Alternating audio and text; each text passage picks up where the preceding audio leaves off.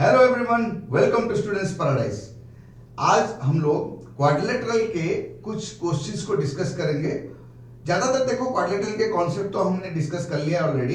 जो भी मेरे चैनल में नए हैं वो डिस्क्रिप्शन बॉक्स में सारे वीडियोस के लिंक पा सकते हैं और जो भी कॉन्सेप्ट हमने डिस्कशन किया है उसको देख सकते हैं, ठीक है।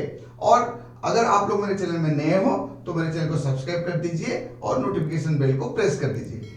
आज चलो हम कुछ ऐसे क्वेश्चंस डिस्कस करेंगे, खास करके क्वाड्रिलेटरल के कॉन्सेप्ट्स को यूज करके कुछ प्रूफ्स हम देखेंगे। क्योंकि स्टूडेंट्स मुझे बार बार बोलते थे कि सर ये नॉर्मल जो भी इक्वेशन वगैरह होता है, लेकिन जो प्रूफ्स होते हैं ना उसमें डिफिकल्टीज होता है, ये पता नहीं चलता कि कौन सा कॉन्सेप्ट यूज किया जाए, ठीक है। तो चलो आज कुछ क्वेश्चन डिस्कस करते हैं ताकि ये सारे डाउट्स कुछ ना कुछ तो क्लियर हो जाएंगे। मैं नहीं बोलता हूँ ये क्लास करने के बाद पूरा डाउट क्लियर हो जाएगा, क्योंकि तुमको प्रैक्टिस करना पड़ेगा और धीरे धीरे डाउट सारे क्लियर हो जाएंगे। लेकिन अप्रोच कैसे होना चाहिए, कॉन्सेप्ट कैसे हम यूज करेंगे, आज वो सीखेंगे, ठीक है। तो चलो आज का क्लास शुरू करते हैं।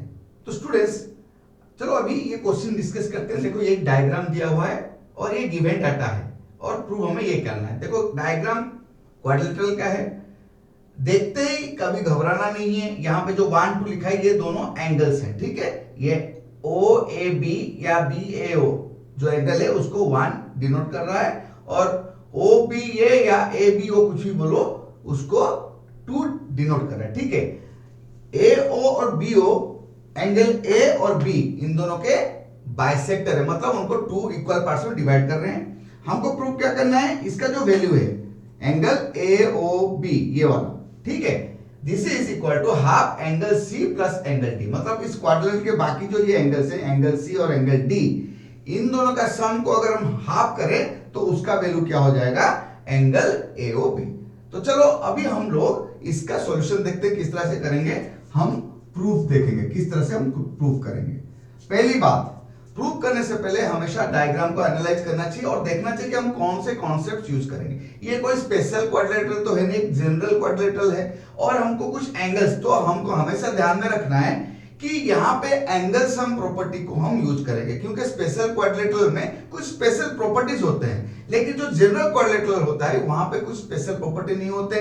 अगर यहाँ पे देखें तो हम यहाँ पे एंगल सम प्रॉपर्टी का यूज करेंगे। उसके बाद देखना है कि जो ये क्वाड्रिलेटरल है उसके अंदर ये ट्राइंगल AOB भी बना हुआ है। इसका मतलब क्या हुआ, जो ट्राइंगल AOB और क्वाड्रिलेटरल ABCD उनका रिलेशनशिप के हिसाब से हमको सब करना पड़ेगा, ठीक है।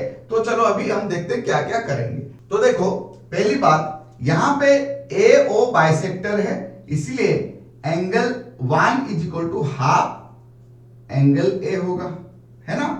ये एंगल A है क्वाड्रिलेटरल में और ये बाइसेक्ट कर रहा है O, इसका मतलब ये दोनों एंगल सेम होंगे और एंगल 1 कितना हो जाएगा, हाफ एंगल A। वैसे ही एंगल 2 का वैल्यू कितना हो जाएगा, हाफ एंगल B, ठीक है।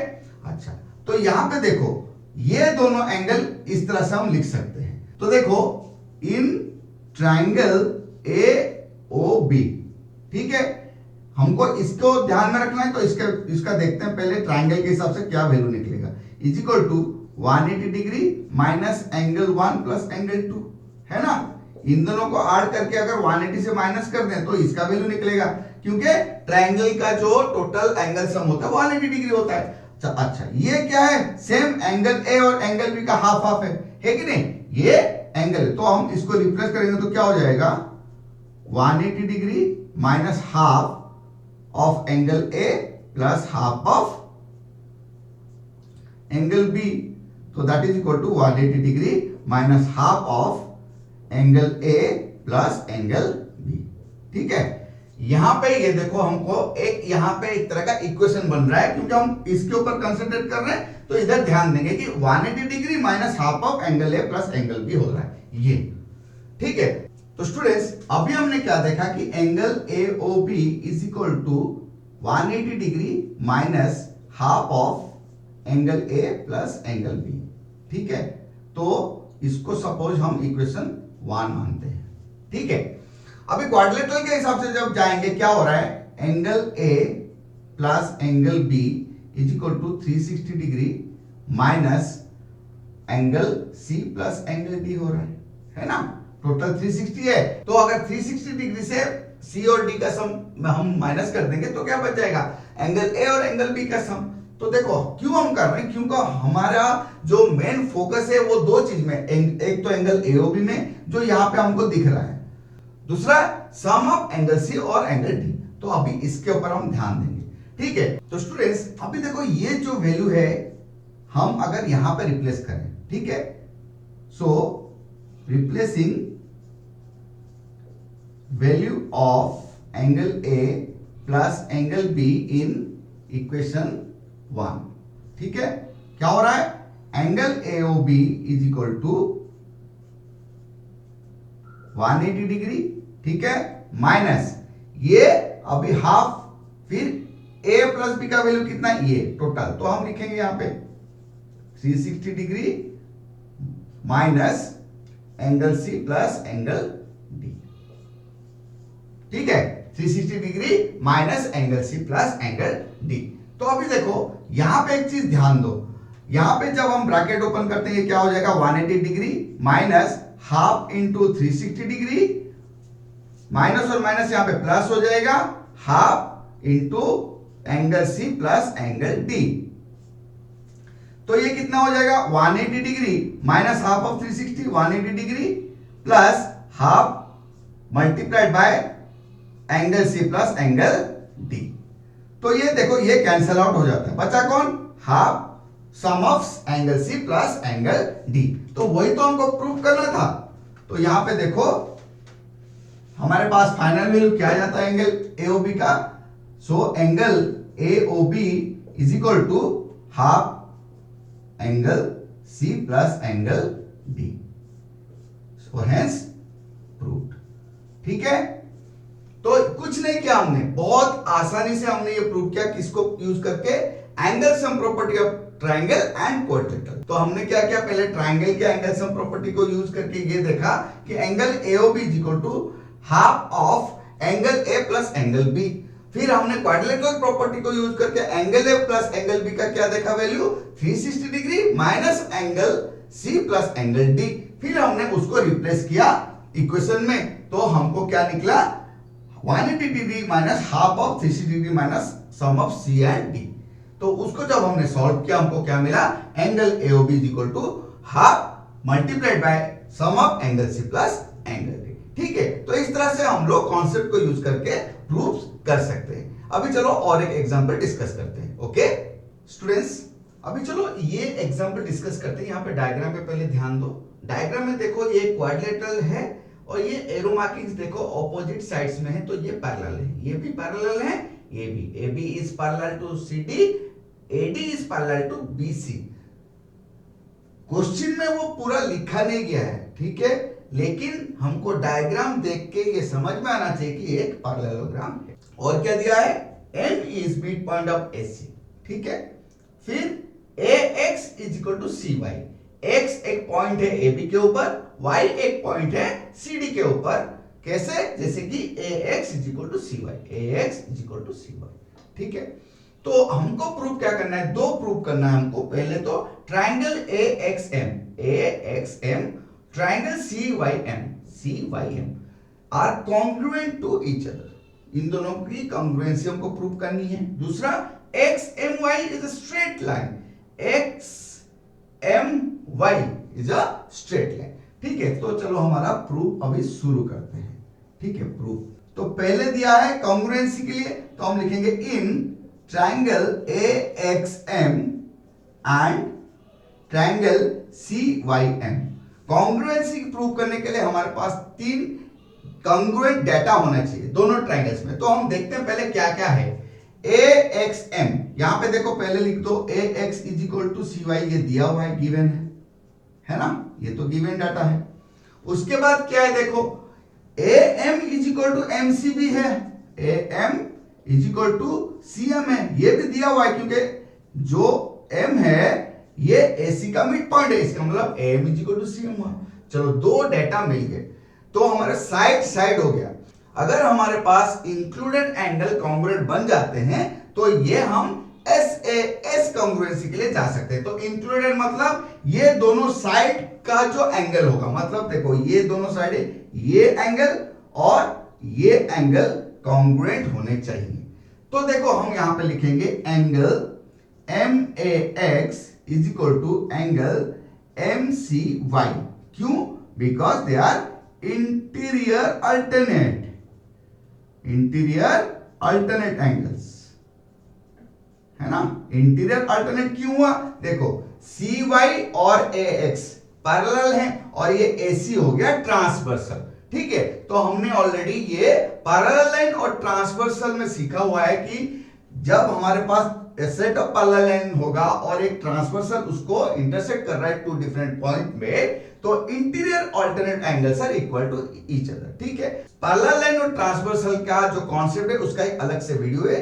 जो भी कॉन्सेप्ट क्लियर करना चाहते हैं और जो भी डाउट्स अगर भी है वो भी क्लियर करना चाहते हैं तो वो वीडियो को प्लीज वॉच कर लीजिए, सारे डाउट्स क्लियर हो जाएंगे। ठीक है, तो ये देखो हमारे पास अभी हम लिख सकते हैं that implies triangle AXM is congruent to triangle CYM, SAS congruency से। ठीक है, पहला हमने कर दिया क्या? Triangle AXM is congruent to triangle CMY, इसको हमने SAS कॉन्ग्रुएंसी से प्रूव कर दिया।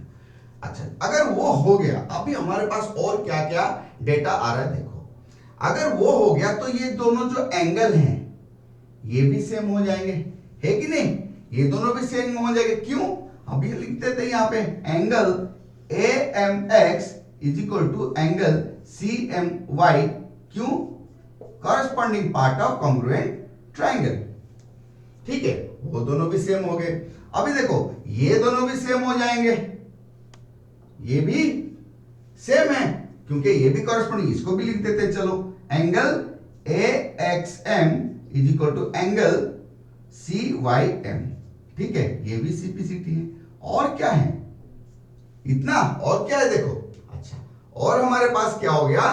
ये जो साइड है MX और YM, ये दोनों भी कॉन्ग्रुएंट हो जाएंगे। ये भी लिख देते हैं। चलो MX is equal to MY, ये भी CPCT है। ठीक है, चलो इतने डाटा हमको भी मिल गए। तो पहली बात, अगर हमें XMY को इसको अगर स्ट्रेट लाइन प्रूव करना है, स्ट्रेट लाइन कब होगा? जब वो 180 डिग्री होगा। कौन सा? ये जो टोटल एंगल है, ये एंगल अगर 180 डिग्री है तो हम इसको एक स्ट्रेट लाइन बोलेंगे XMY को। तो हमारा ये टारगेट होना चाहिए कि हमको ये जो एंगल, फिर यहां पे देखो कौन कौन सा एंगल है, हम देखते हैं। Angle XMY is equal to angle XMC plus angle CMY। ठीक है, तो अगर इसको हमें 180 डिग्री हमने प्रूव कर दिया तो ये काम हमारा हो गया। तो अभी देखते हैं इसको कैसे करेंगे। चलो, ये जो XMC है, angle XMC is equal to angle MAX plus angle AXM, है कि नहीं? क्यों? ये देखो ये ट्राइंगल इन, ये क्या है? Exterior angle of triangle AXM, exterior angle of AXM, क्योंकि ये एक्सटीरियर एंगल है ट्राइंगल AXM का, जो कि इक्वल टू है ऑपोजिट इंटीरियर एंगल्स। ठीक है, ये प्रॉपर्टी उसके हिसाब से कि हमको पता चल गया। अभी हम लोग आगे बढ़ते हैं। चलो अभी क्या करेंगे, देखेंगे कि प्रॉपर्टीज को यूज करके किस तरह से हम कर सकते हैं। फाइन, चलो देखते हैं किस तरह से हम आगे बढ़ेंगे, किस तरह से प्रूव करेंगे। अच्छा, अभी यहां पे ध्यान दो, XMC, अभी इन दोनों के ऊपर हमको कंसीडर करना है, तो चलो कर देते हैं। So angle XMC plus angle CMY, CMY को इधर ऐड कर दिया तो इधर भी ऐड कर देते हैं। Angle MAX plus angle AXM plus angle CMY। ठीक है, अच्छा अभी देखो एंगल CMY, देखो कंसीडर करो CMY is equal to angle AMX, हमने ये देखा था, है ना? तो इसको हम रिप्रेजेंट कर सकते हैं किसे? Angle MAX plus angle AXM plus angle AMX। क्यों? Because angle CMY is equal to angle AMX। ठीक है, ये ऑलरेडी प्रूव्ड है। तो देखो यहाँ पे एक मजेदार चीज तुमको दिख रहा होगा, नहीं दिख रहा है? चलो देखते हैं फिर क्या है। देखो MAX ये वाला एंगल, AXM ये वाला एंगल, AMX ये वाला एंगल, तीनों का सम, तीनों कहां पे? ट्राइंगल AMX में है कि नहीं? तो ये तीनों का सम कितना हो जाएगा? 180 degree. So that implies XMC angle XMC plus angle CMY is equal to 180 degree, क्योंकि ये तीनों जो एंगल हैं, these three are angles of a triangle, that is triangle AXM, so उनका सम कितना होगा? 180 डिग्री। लिख देते हैं angle sum property, some property of triangle, ठीक है। तो अभी देखो ये हो गया, यही तो चाहिए था हमें। हमको अगर XMY, अभी देखो ये दोनों मिलाएंगे क्या हो जाएगा? XMC और CMY, तो ये एंगल बनता है angle XMY। That implies angle XMY is equal to 180 degree. So hence it is a straight line. XMY is a straight line. That implies XMY is a straight line. ठीक है? Proved. लिख दो। ठीक है? So XMY is a straight line. इसको हमने prove कर दिया। ठीक है? चलो और एक क्वेश्चन अभी हम डिस्कस करते हैं। ओके? So students, चलो अभी ये क्वेश्चन को डिस्कस करेंगे। यहाँ पे देखो एक स्क्वायर दिया हुआ है ABCD, ठीक है, और क्या जो है देखो AB के ऊपर एक पॉइंट है Q और BC को अगर हम एक्सटेंड करें, वहां पे एक पॉइंट है P। अगर A को P के साथ ज्वाइन किया जाता है और D को Q के साथ ज्वाइन किया जाता है तो AP is equal to DQ, ये दिया गया है। ठीक है? Q is a point on AB and P is a point on BC, so that AP is equal to DQ। ठीक है? बस इतना ही दिया है। प्रूफ क्या करना है? To prove AP is perpendicular to DQ।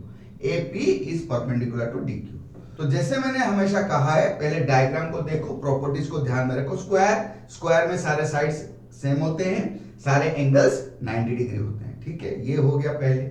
उसके बाद दिया AP परपेंडिकुलर टू DQ दिया। इसका मतलब हमेशा ध्यान में रखो, ये जो एंगल है ना AP और DQ, ये जो एंगल्स हैं, यहाँ पे जितने भी एंगल है कोई भी, ये 90 डिग्री होने चाहिए, तब परपेंडिकुलर हो जाएंगे। तो हमारा टारगेट वही है कि कैसे इनमें से जो चार एंगल, इनमें से एक को हमको 90 डिग्री प्रूव करना है, तब जाके हमारा हो जाएगा कि ये परपेंडिकुलर हो जाएंगे। ठीक है? तो हम लोग प्रूफ देखते हैं अभी कैसे जाएंगे। प्रूफ देखो, हमारे पास ये जो एंगल है या ये एंगल, ये सारे ये दोनों ट्राइंगल के आसपास है। देखो ये दोनों ट्राइंगल के साथ, कौन कौन से triangle? In triangle ABP and triangle ADQ। देखो ये दोनों ट्राइंगल को जब हम ध्यान में रखेंगे, दो चीजें, ये गिवन डाटा यहाँ पे हमको मिलता है और बाकी ये जो एंगल्स है ये सारे इनके आसपास हैं। तो पहले हम इन दोनों के ऊपर कंसंट्रेट करते हैं क्या हो रहा है। ठीक है? यहाँ पे गिवन दिया क्या? AP is equal to DQ, ये डाटा दे गया। AP और DQ ये गिवन है, तो हम लिख देंगे। और हमको ये ध्यान में रखना है कि ये दोनों राइट एंगल ट्रायंगल है, क्योंकि ये एंगल 90 डिग्री है, यहाँ पे भी 90 डिग्री है, तो ये दोनों राइट एंगल ट्रायंगल है। अच्छा, राइट एंगल ट्रायंगल का अगर हम लोग कांग्रुएंसी प्रूव करना चाहें तो हम RHS में जाएंगे। तो देखते हैं पहले हाइपोटेनस इक्वल है कि नहीं है। भाई देखो AP इक्वल टू DQ हो गया। AP एंड ट्रायंगल ABP का जो हाइपोटेनस AP है, ट्रायंगल ADQ का हाइपोटेनस DQ है, तो ये हो गया। H तो मिल गया, राइट एंगल तो है ही, R भी है, बाकी बचा क्या? RHS, side.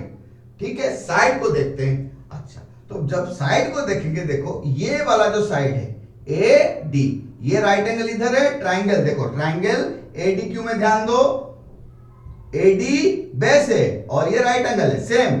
यहां पे राइट एंगल है, ये देखो AB बेस है। तो दोनों बेस अगर सेम है तब हम RHS के लिए जाएंगे।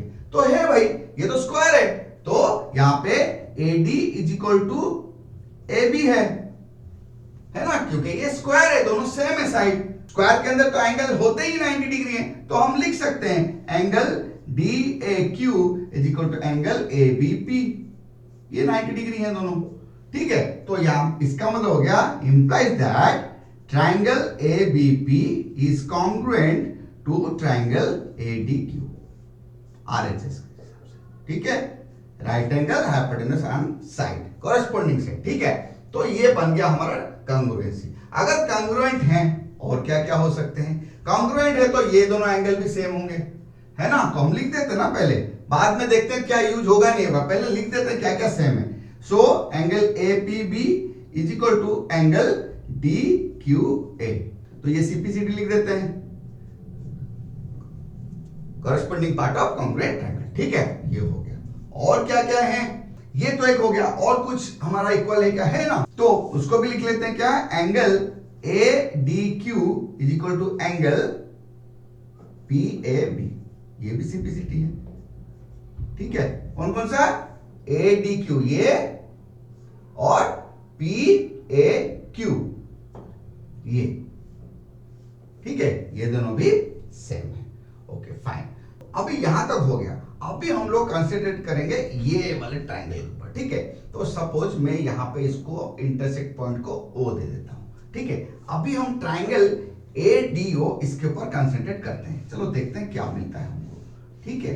हम धीरे धीरे पहुंच रहे हैं हमारे टारगेट के पास। भाई वहां पे अगर ये वाला एंगल अगर 90 डिग्री हो गया तो बस काम खत्म, दोनों परपेंडिकुलर। तो हम देखेंगे इन ट्रायंगल ADO, ठीक है, ट्रायंगल ADO, अच्छा, angle DAO is equal to कितना हो रहा है, देखो 90 डिग्री माइनस एंगल PAB, है ना, ये टोटल 90 है, इसको अब हटा देंगे तो कितना हो जाएगा, 90 डिग्री माइनस PAB। फिर हम क्या करेंगे, तीनों का एंगल सम देखते हैं। So angle ADO plus angle DAO plus angle AOD is equal to 180 degree, है ना। तो दैट इंप्लाइज ये जो इक्वेशन है, यहां पे अगर इक्वेशन 1 इसको मैं लिख दूं तो यहां पे देखो, ये इक्वेशन में हम PAB की जगह हम क्या लिख सकते हैं, ADO।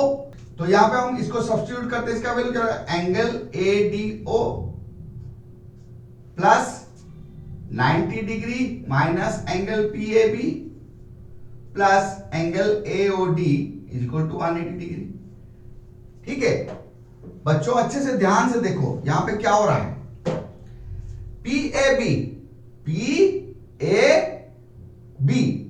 ये एंगल सेम है, तो इसके जगह हम लिख देते हैं angle ADO plus 90 degree minus angle ADO plus angle AOD is equal to 180 degree.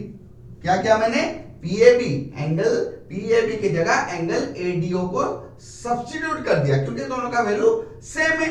तो देखो यहां पे ये दोनों एंगल प्लस माइनस कैंसिल हो जाते हैं। So angle AOD plus 90 degree is equal to 180 degree, that implies angle AOD is equal to 180 degree minus 90 degree, that is 90 degree.